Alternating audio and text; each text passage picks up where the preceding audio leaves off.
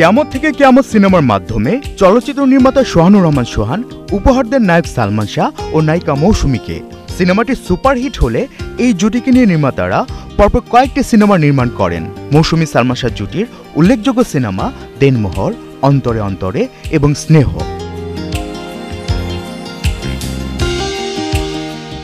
বাংলা ছবির সফলতম জুটির শীর্ষ তালিকার অন্যতম সালমান শাহ ও শাবনূর জুটি। প্রয়াত নির্মাতা জহিরুল হক দুই নবাগত নায়ক নায়িকাকে নিয়ে 1994 সালের শুরুতে নির্মাণ করেন তুমি আমার সিনেমাটি। সালমান শাহ জীবনের শেষ ছবির নায়িকাও শাবনূর। সুজন সখী, বিক্ষোভ, স্বপ্নের ঠিকানা, মহামিলন, বিচার হবে, তোমাকে চাই, স্বপ্নের পৃথিবী, জীবন সংসার, চাওয়া থেকে পাওয়া, প্রেম পিয়াসী, স্বপ্নের নায়ক, আনন্দ অশ্রু, বুকের ভিতর আগুন, মোট 14টি সিনেমাতে অভিনয় করেছেন এই জুটি।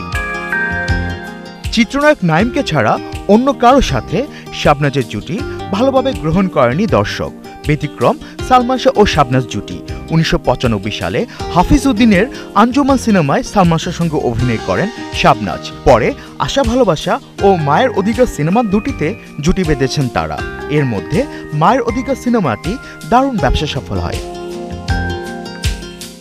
1994 সালের শেষের দিকে জীবন রহমান পরিচালিত প্রেম যুদ্ধ সিনেমাতে সালমান শাহর সঙ্গে জুটি বাঁধেন লিমা। পরের বছর দেলোয়ার জাহান ঝন্টুর কন্যাদান ছবিতেও দেখা যায় এই জুটিকে।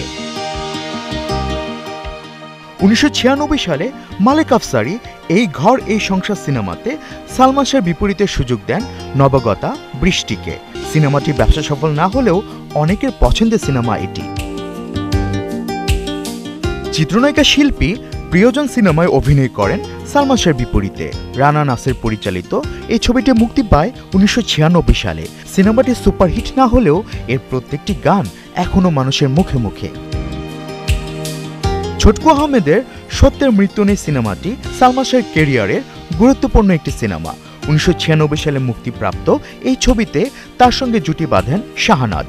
সুপার ডুপার হিট এই সিনেমার গানগুলো বেশ শ্রুতিমধুর।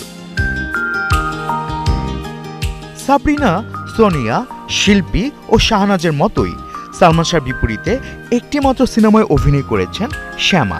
1997 সালে কাজী মোর্শেদের শুধু তুমি সিনেমাতে জুটি বাঁধেন সালমান শাহ ও শ্যামা। আজ এই সিনেমার নায়ক সালমান শাহ, নায়িকা শ্যামা, খলনায়ক হুমায়ুন ফরিদি এবং কমেডিয়ান দিলদার কেউ আর বেঁচে নেই।